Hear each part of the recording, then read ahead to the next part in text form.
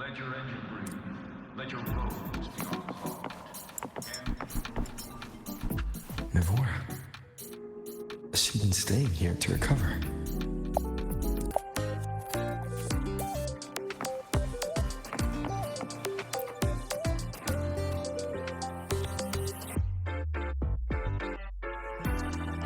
How are you recovering from your injuries, Navora? Oh, it's you, Rover. Yes. I'm feeling much better. Dr. Herson took very good care of me. I just did what he said and rested for a few days here, and I barely feel any pain now. Are you here to visit him? Yes, we have something to discuss. Is he here? He's in the counseling room next door. My friend Sigrika is in there. It might take a while, huh? Thanks. Take care of yourself.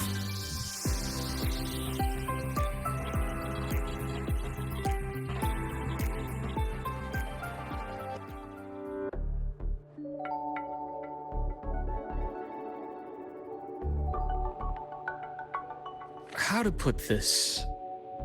I think you can have more faith in yourself, Sigrika.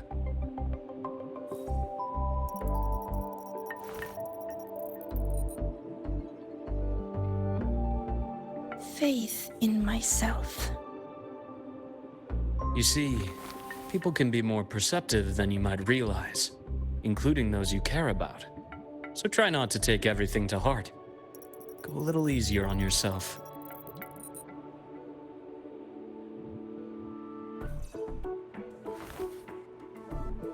Good or bad, true or false, these things have a way of coming to light. And as your friend Denia said, sometimes a little distraction is good for your health. Yeah. I'll give it a try. Thank you, Dr. Herson. You're welcome. Again, don't push yourself too hard. I take it you're the type who'd suddenly bolt up in bed at night, wide awake, worrying about an exam? And that'd probably go on for a whole week. Huh? Is it really that obvious? Only my conjecture. Would you like some candy? Sweets help keep a smile.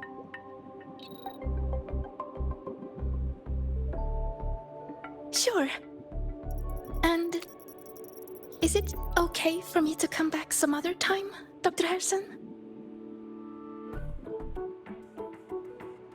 Why, of course.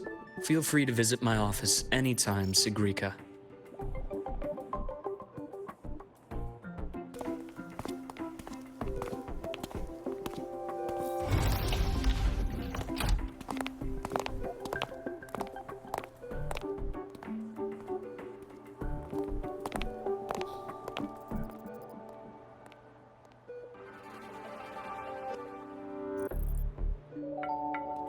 So, about that exostrider plan you mentioned.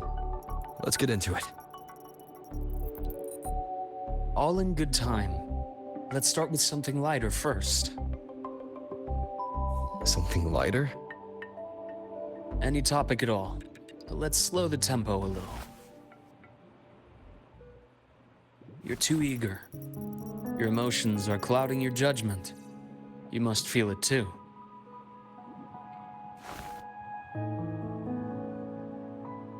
Here, a piece of candy. It'll help take the edge off and lighten the mood.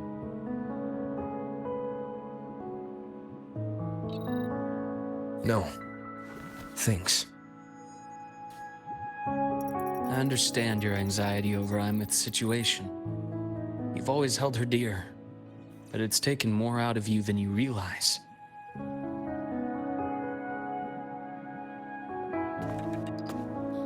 Things are best taken one step at a time. The Exostrider hasn't awakened yet. The key is to pace ourselves. Slow and steady, right?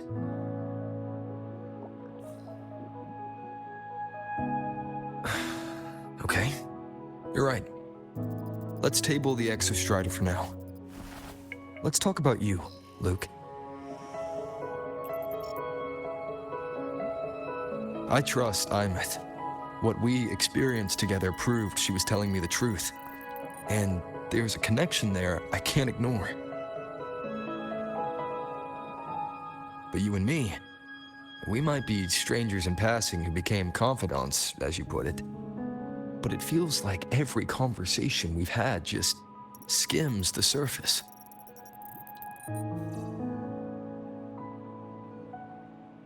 I prefer to know who I'm working with before jumping into something as big as opening the Strider Gate. It'll affect the entire Lahairoi region. Point taken. It seems a proper introduction is long overdue. Please, ask me anything. I'll answer as candidly as I can. Are you a consultant from the Black Shores? That I am not. Work that leaves documented trails doesn't suit my style. But I am acquainted with quite a few bloom bearers. Imeth said she didn't know you well, but that I could trust you. You also know about the bond between me and her. How? Imeth is a sharp girl. Even though you never introduced me to her, she could read between the lines of your actions.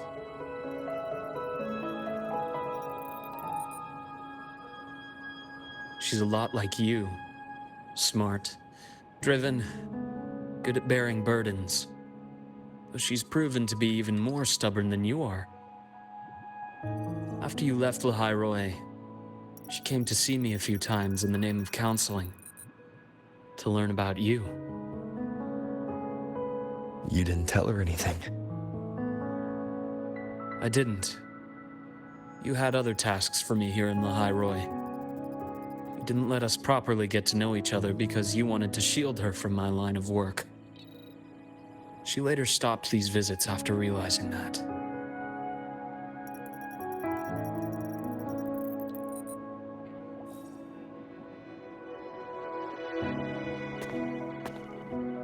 Still, I really hoped she would have opened up to me more. You both tend to keep things to yourselves, and that's never good for anyone.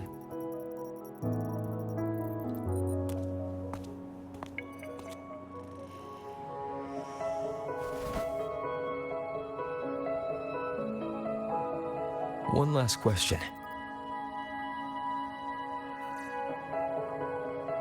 What did you mean? I had other tasks for you. That is a key topic, but not suitable for discussion here. The Space Trek Collective is backed by a number of different nations and powers. Their internal politics are of no concern to us. There are many watching eyes among the support staff. The infirmary is, after all, a public space. Why don't we take this somewhere more private? To where? I have a place in mind. Just come with me, Golden Boy.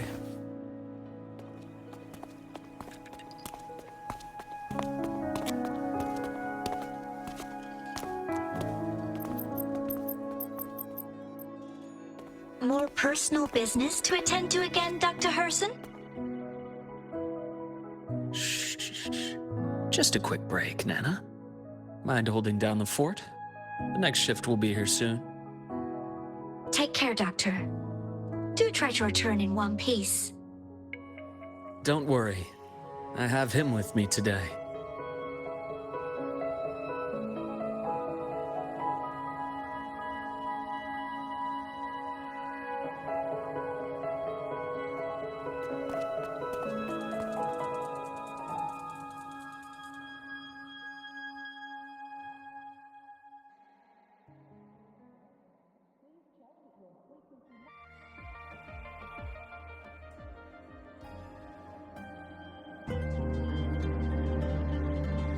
Sundermere. Yes. I keep a small workspace of my own here.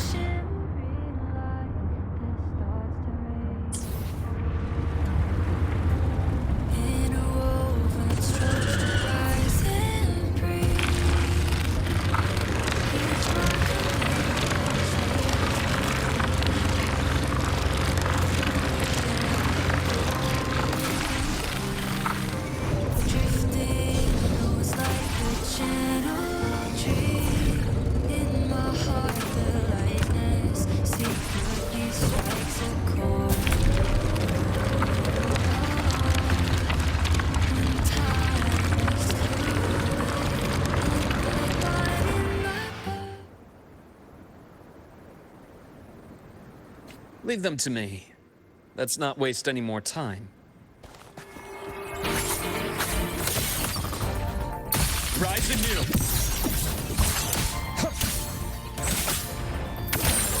Veins exposed. Entombed in daybreak.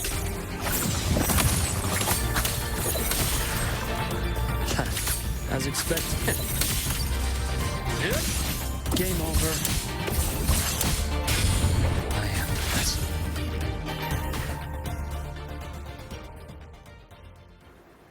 The Exostrider's sword emits a unique frequency.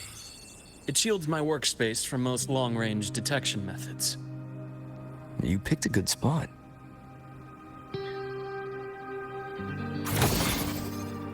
One with the sounds.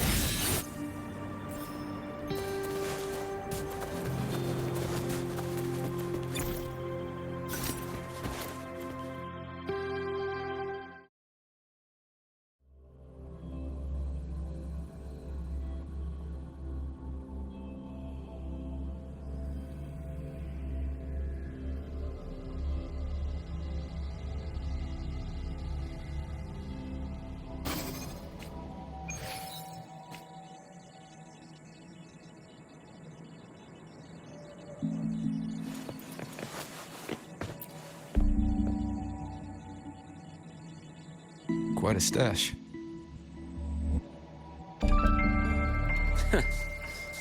This is what a secret room is about. Now, where were we? Let's start with the conclusion before we get into all the details. You asked me to come to Lahai Roy to watch for any Fraxidus activity. Warren was the first Fraxidus mole you uncovered, and he certainly won't be the last.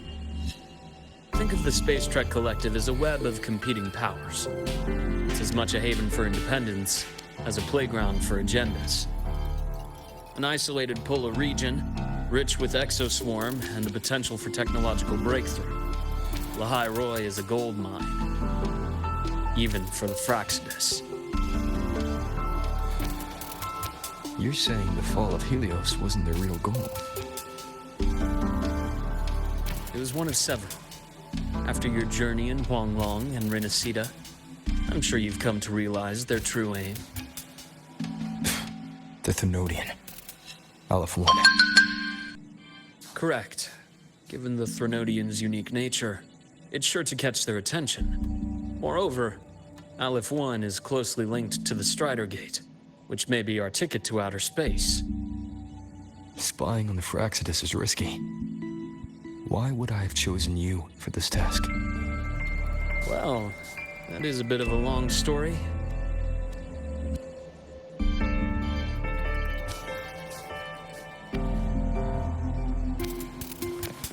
You've always preferred to see things for yourself. Please, follow me to that table.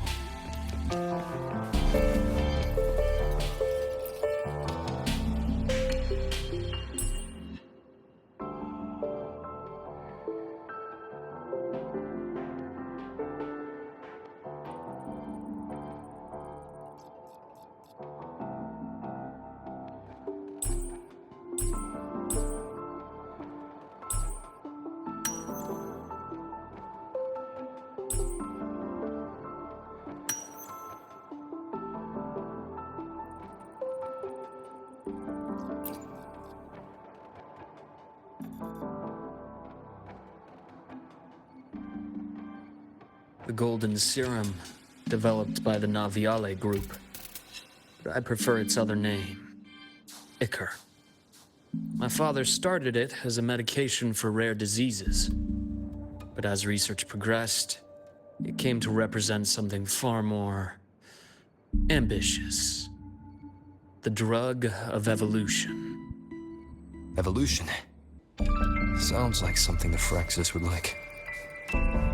Well, on paper it worked. I became its resonator, so it would be unfair to say it was entirely useless. But I was a rare case who survived. All it cost me was excruciating pain and my colored vision. Most test subjects like me didn't make it. It wasn't until I met you that I realized there was more to the story. The rest is in my study, shall we?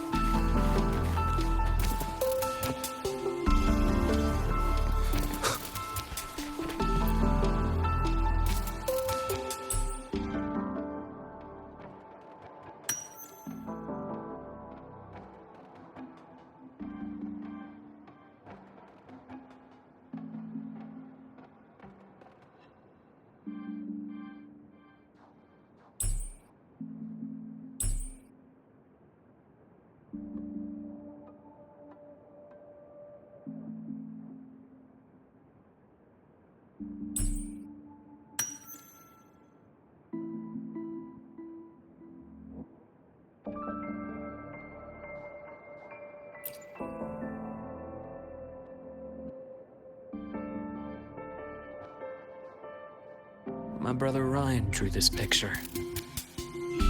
We're not related by blood. Father took us both in after his own children passed away from a rare illness long ago. Ryan never could handle pain, but he was easy to cheer up. Whenever the grown-ups would give me candy, I'd save it all for him. So, that's why he always has candy with him. For a while, I tried to be the perfect son Father wanted. It never worked, so eventually I stopped trying. It only got worse from there. What Father tried to do to Ryan was unforgivable. And then came that accident. I thought what my father did was a rather mundane story. A cliché, someone trying to atone for past guilt only to cause greater harm. Until your hints made me suspect it was someone's staged finale. So I had my father's grave exhumed. It was empty.